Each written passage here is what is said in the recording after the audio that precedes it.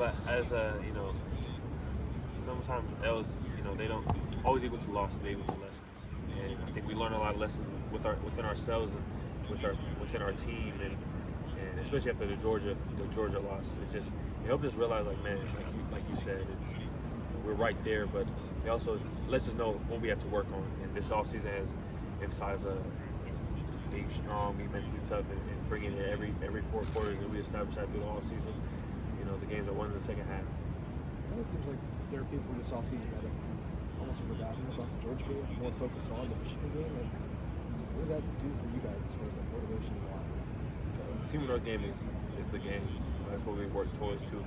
Every day, that's what we work for. It's we grind, blood, sweat, and tears for that game. So, to have that game in our mind every day, it just pushes us even harder, and it pushes us to challenge each other. Because when we're training, it's you going against your bro, but at that time it's me versus you. And we're pushing each other to bring the best out of one another.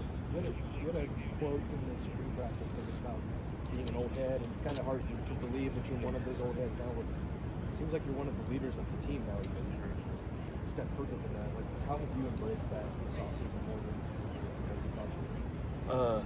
Something you have to, once you accept that role, there's a lot that comes with it. No matter great days or low days, you have to always be a leader. And that's one thing I've realized after taking on that role. First, it's a big shout out to all my guys for trusting me with that role and believing me, looking at me as a leader. It's not easy being a leader, but to have that your family behind you makes it easier, and have a great group of guys and a great group of brothers around me.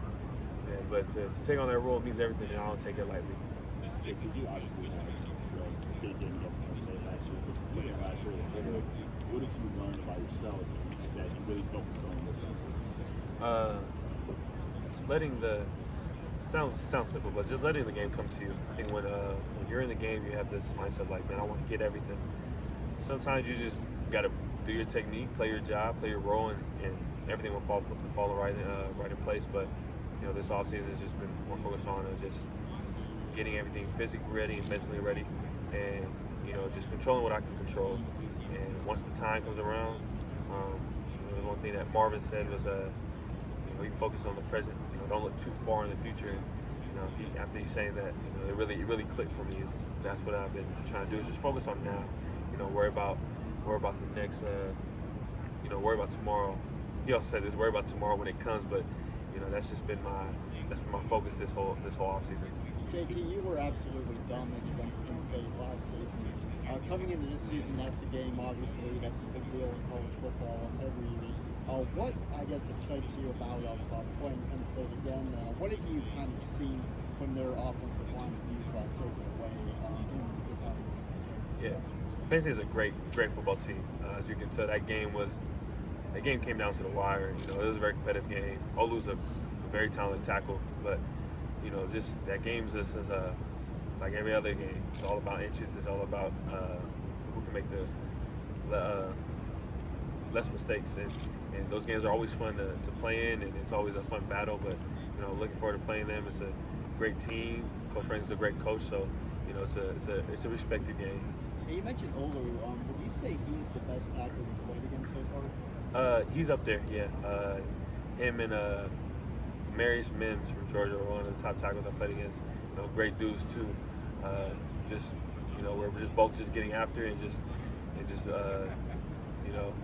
it was a great battle. It was a fun battle. But what does Olu do well as a guy that's seen accomplished with that? He's very poised. He's very calm. Doesn't let anything get to him. He's very talented. He's very technically sound, and he's a big dude. But yeah, that's one of the great things I've seen from him, and especially playing against him. But yeah, he's a great tackle. Interested to know your thoughts on NIL. Have you benefited from it in last year? Has it kind of been easy to navigate? Just what's kind of been your experience? Yeah, NIL. I think it was a true blessing that all college players have got blessed with the opportunity to make money off the name, image, and likeness.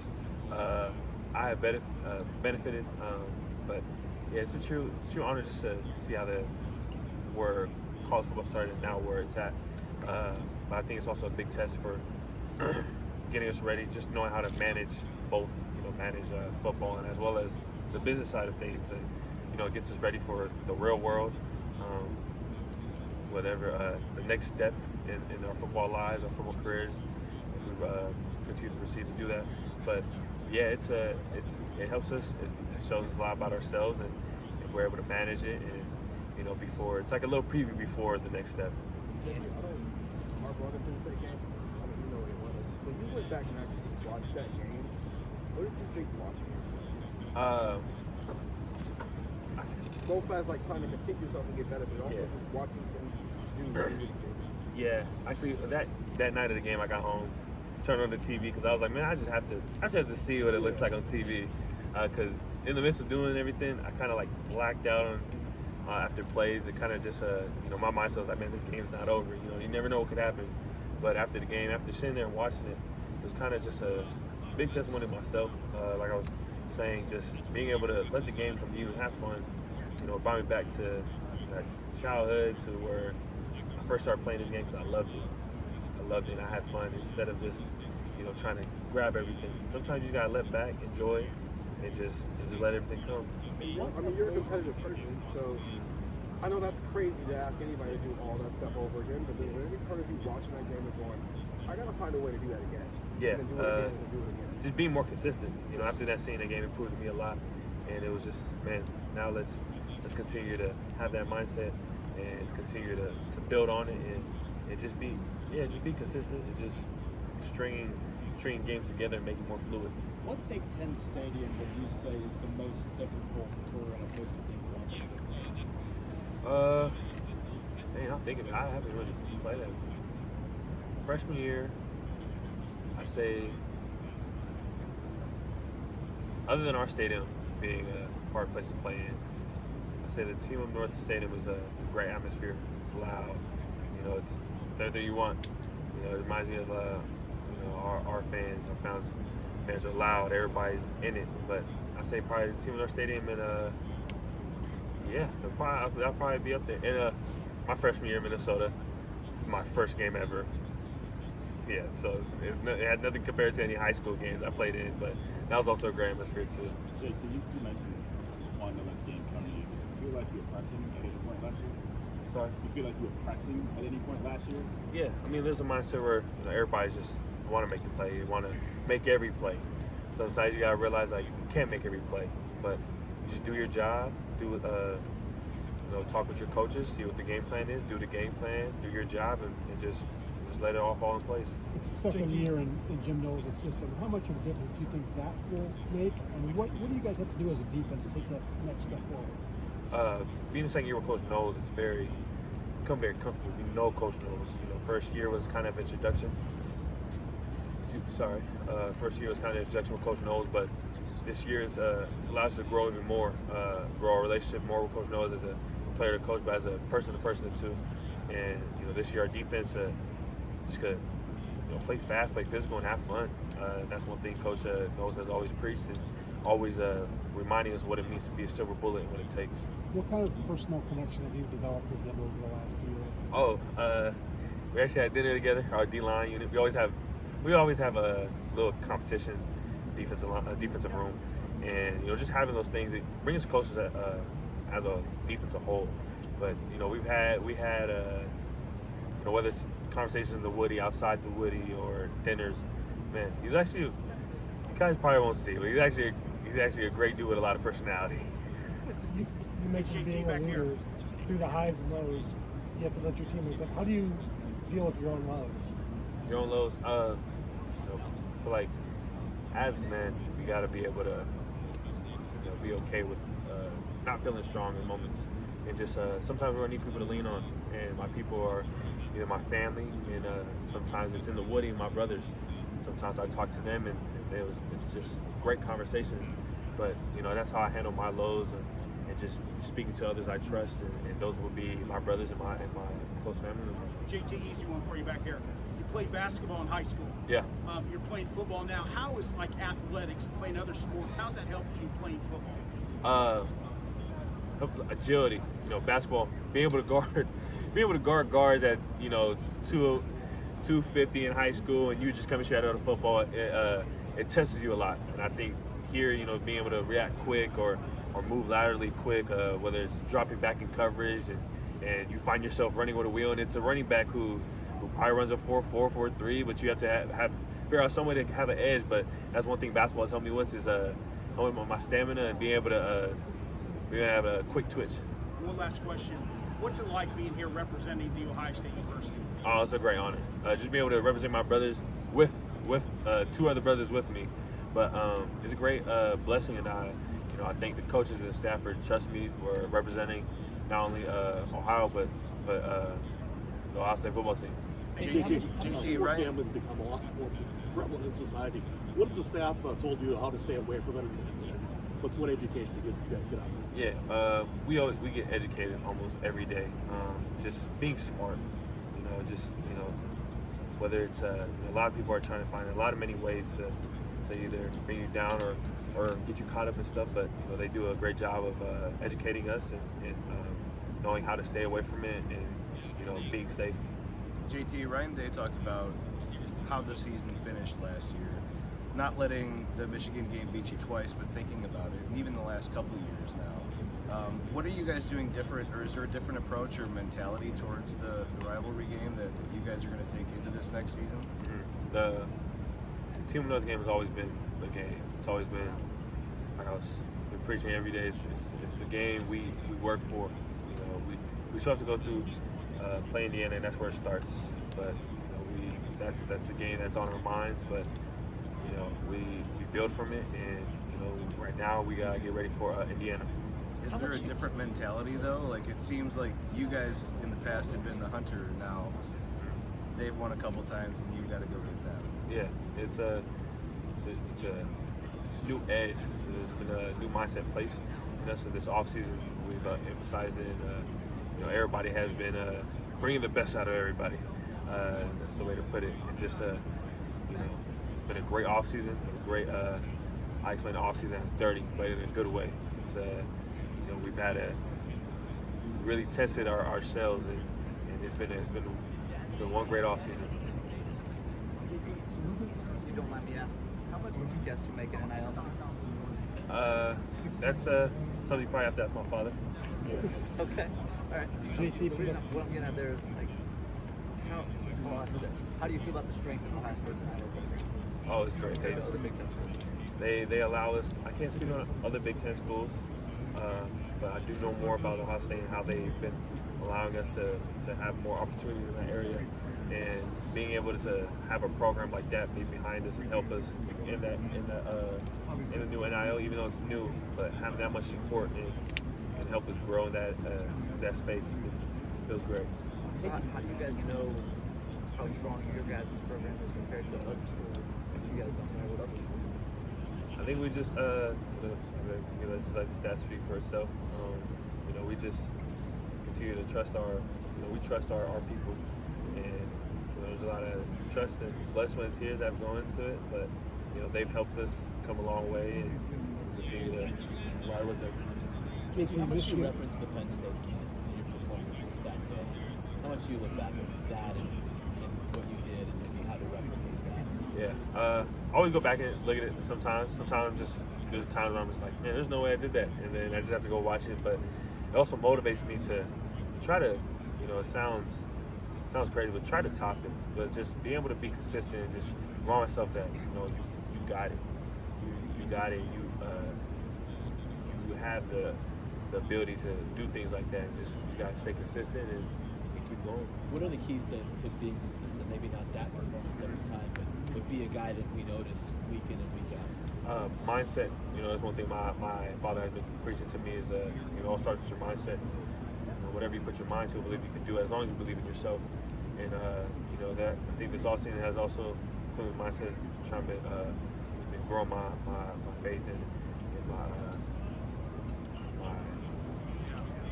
faith in how close, trying to get close to God. And coming back to my morals, and the big props to Xavier Johnson, Emeka, Camp Bad for bringing me in and just allowing me to grow it, because always got to remember that the reason you're here, you wouldn't be here without the Lord and Jesus up above, but you know, that's one thing I've been trying to do this offseason. One thing that I feel like is going to help me throughout this offseason, throughout the season too. JT, you've been asked a lot about Penn State. Statistically, it's like impossible for them to ever top that. Very few players ever have done what you did in that game. But like, you want to be consistent. You kind of have to remind yourself, like, you probably can't do that every game, but you can do a lot of things in a lot of games. Like, do you ever have to remind yourself of that? Yeah. Nah. My dad has always told me to make your goals so outrageous that, you know, some people look at it to where you can't reach them, but that pushes you even harder to try to reach it. And you know, that's one thing he's always preached to me. That's one thing I'm gonna continue to do because it's always helped me. It's always helped me to, you know, whether it's might be like my best rep on a certain exercise was 2, and I'm trying to push to get 40, and then, you know, the next time I do it's 20. So always trying to find that edge to keep myself motivated, keep going. JT, for the first time in 4 years, Michigan, you're not the favorites of the Big Ten. Michigan is. Do you guys care about that? Does it motivate you? Just your thoughts on that. Sorry, I didn't hear it. For the first time since 2019, you guys are not the favorites to win the Big Ten. Michigan is. How much do you think about it? Does it motivate you? Do you care at all about it? At all? Yeah, it's just as motivation. But all we can do is control what we got inside our room and inside our building, and continue to lean on one another, push one another, and get ready for the season. Could it be helpful in the sense that you're always the hunted, you always have the target on your back? Now, you still have that, but maybe not quite as much. Could that be helpful? Yeah, like I said, it's fuel to the fire. You know, we just continue to stay within ourselves, stay balanced, stay level-headed, continue to grind this offseason, get ready for fall camp, and get ready for the first game as well. Marvin talked about how, you know, winning Michigan and winning the Big Ten championship are 2 of his big goals because he hasn't had a chance to accomplish those yet. You being a third-year guy as well, are those 2 things driving you as things you really want to accomplish before you go Ohio State? Yeah, of course. You know, speaking to all the past dudes who if I got a chance to have conversations with, and knowing that they have a pair of gold pants and they have a, you know, Big Ten championship under the ring, it motivates me even more to achieve that. With someone on the other side of the ball, Carson Hinton, who's a Wisconsin native, how have you seen him grow and, you know, throughout spring? And, you know, I mean, I know you're on the defensive side, but what could he bring to the Ohio State offensive line? That was a great competitor. He's a great worker too. I've had him as a partner on lifting, and yeah, he brings a lot of energy. He's a grinder, but you know, I think he brings a lot of energy, a lot of enthusiasm. He's also very smart, so I think he has a lot to bring to the table when it comes to the Ohio State. What does he do on lifting? Anything in particular that stands out with? Strong kid, very strong kid. He's he's for him to come in and be that strong, man, it speaks volumes. Speaking of. Thank you, sorry. One last one. If there was a player on the team that you would say would be a breakout player for fans to watch this season, who would it be? There's a lot. But I think our D-line, we have Rushman. You have a lot of dudes that can have breakout seasons across the board. Tyleek, Mike, Jack, Kiata, Caden, Amari, Hero, and yeah, Taiwan. Like, I could go on and on, but I think we have a lot of dudes in the Rushman and the D-line that can have a great season this year. JT, what do you think was when you saw Josh Meyer in the spring as he was getting used to play that conference? He went up against him a lot. This guy doesn't even process what he's going on. You see him get better over the course of spring? Yeah, Josh is my guy. You know, we compete, and then I just go over his house and we continue to talk more. But he's growing each and every day. He's getting stronger. He's getting more confident with himself. But yeah, Josh is I believe he's a dude to look out for. What do you, as a defensive lineman, talking to an offensive lineman, and obviously your team is will share some stuff with him. What do you tell him about this? What you see? Yeah, it'll be like, you know, when if I beat him on a move, he'll ask what did I see, and if he blocks me well and I have time rushing against him, I ask him what he saw or what he did, and continue to share those knowledge, because at the same time, you know, we're going against each other, we're trying to win, but at the same time, we're also trying to help one another become even better versions of ourselves within our craft. You guys watch film together, or you just talking about stuff on your we do both. Most times we talk, most times we just walk through after practices and just, you know, walk through the moves that he needed help on, or I walked through sets with him that I felt like I struggled with, and here and there we'll watch film, but most of the time we're doing live reps. Did you see him get better throughout spring? Yeah, it was there was no doubt about it. That dude, his mindset was coming back and wanted to be that tackle, have that tackle spot. Yeah, he's grown so much. And there's the learning the left side, which he talked about, but there also seems to be confidence that he's developed. Do you sense that confidence growing in him as you continue to talk about this stuff? Yeah, of course. It's kind of hard for me to understand too, like between left and right tackle. Left and right end, the only thing the difference is you just put whatever hand you put down. But I didn't know there's a whole different feel when it comes to offensive tackle. So, but man, he's done a tremendous job. He's been in the lab. He's been taking care of himself and his body, and just continue to grow. And his mindset he's locked in. What about on the right side? The battle going on for right tackle. Everybody we got there, anybody can be a starter. They're all competing. They're all doing what they need to do. You gotta get ready for fall camp. JT, when you're in practice, whether it's Josh or any other tackles, if you beat them and they get down on themselves, if you sense that and do everything to try to lift them back up, because obviously you want them to play their best level possible. Yeah, it's simple. Just as well as even though we're teammates, he's also that's my family. Even though I see him down, I'm gonna come over and just like, hey, we're good. We got this. Don't get you down on yourself. It happens to the best of us, but I'm just not gonna let him sit in his world or sit in his sadness and just continue to just, pull himself away. But I'm always gonna step in and make sure they're good. What have you seen from Josh Simmons since he came in and joined the offense? Explosive guy. He's a dude with his talents are, man. His potential is through the ceiling, but he's came in. He just got right to work. You call him Jimmy? Jimmy. I call him Jimmy. Also call him Josh when we're by ourselves. Also call him Oos. Oos means brother in our language. But yeah, I guess I didn't know his name. I didn't know everybody was calling him Jimmy. Then I found out why. Then in the Woody he's Jimmy. Outside the Woody he's Josh. But around other Joshes, then he goes back to being Jimmy. JT, you everybody keeps asking who's the starting quarterback going to be. It looks like you have a couple of talented guys that are vying for him. What is your sense of of the offensive line that you've seen a lot of coming out of the spring and stuff? Are the makings there for a worthy offensive line? What do you see of that group? Yeah, during the spring it was great battles. With Rushman and the old line, it was great battles, and you tell that they were helping us, but at the same time we're also helping them. So being able to go against a talented D line and a talented O line, iron sharpens iron. So I've been seeing that whole offseason. Was there one guy especially that kind of jumped out at you on that offensive line who made real progress in the spring and maybe through the summer, like Tegra or somebody? Man, it's kind of hard to say. I feel like they've all made their own little progress in all little areas, their own areas. So yeah, I say they've all been making progress. So has Jimmy, Josh Simmons, has he added to the I guess the competition factor there from the standpoint of stirring the drink a little bit? Yeah, Jimmy coming in, he's a great dude. He's a dude that fits the brotherhood, and he's gonna continue to grind. And it's always gonna be a competitive nature. Whether it's no matter who's on the field, it's always a competitive nature out there. When we got to watch Mike practice this spring a lot of times, I know you're saying it's competition, but it felt like the defensive line was doing a lot more of the winning than the offensive line, and in a way that made it feel like there's promise that the numbers, the sack numbers, like the past this year. Coming out of the spring, how did you guys as a defensive line feel about how things went, and how did you get that to translate from spring practice to Saturday? Yeah, I think we had a great spring season. As a whole collective D-line, we did what we're supposed to do, but we just gotta continue to keep building on it. Never get satisfied and never get comfortable, and always find ways and areas where we can level our game up.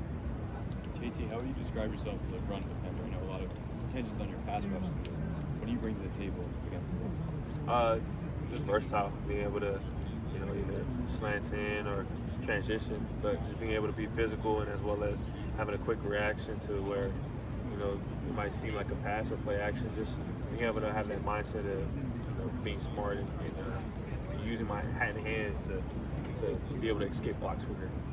Back to Coach Knowles earlier talked about him, but his approach to explosive plays this year as far as that happened late last year. What's he said about that? Is there any kind of difference in the defense to try to prevent those things? It's just being within ourselves. I mean, I've been preaching that all day. It's just we control our performance, and one thing Coach knows is doing is reiterating all those little things, reiterating what it means to be a silver bullet, and what our job is. We always start off the meetings as a coach's job is to teach us, and we're supposed to learn, taking in their knowledge and applying it to the field. But he's just allowed us to. We understand him. He understands us more, and we're going to continue to grow and continue to become a great defense. So is it every man does his job that should fix things? Yeah, there's 11 of us out there.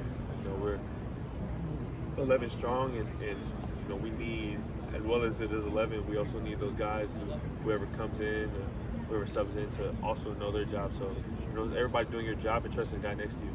Is it about explaining that to a couple of you leaders, basically kind of not laying down the law maybe, but about what's expected this year? You understand what I mean, JT, from the standpoint of, certain things won't be, tolerated, so to speak. How do you go about that? I guess in preseason camp of keeping people on the straight and narrow. Being a leader, just you have to always reiterate that too. Especially even though the coaches do it, it also has to come from a player. I think it means more when it comes from a player standpoint, a player's point of view. But just being able to just continue to push that factor and preach it every day, I think it has more volume.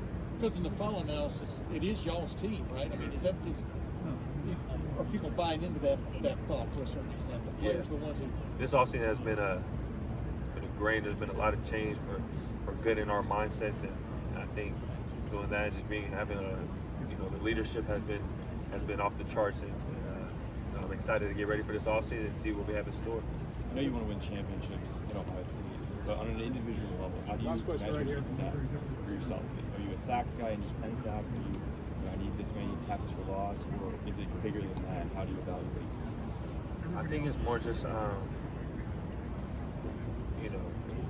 think when you start chasing numbers, you start losing your purpose.